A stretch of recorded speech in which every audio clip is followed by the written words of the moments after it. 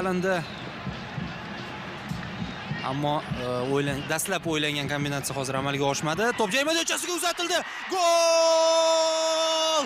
Ulug'bek Baqoyev bu musobaqadagi debyutini gol bilan nishonladi. 1-daqiqada, 2-taymning boshida vakillarimiz hisobda oldinga chiqib olishdi. Ko'ring, zavqlaning, tinglang, xalaqit bermaymiz.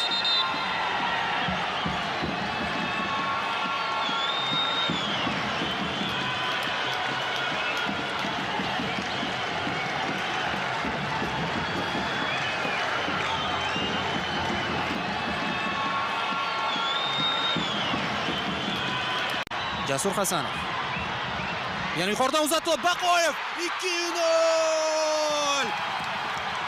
Qoyil Baqoyev, Qoyil Abramov. Qoyil Abramov. Ushbu o'yinda 1 daqiqa ham harakat qilmagan Ulug'bek Baqoyevni asosiy tarkibga kiritdi. Va Ignatiy Nasirov to'pni qaytardi, afsuski qutqara olmadi.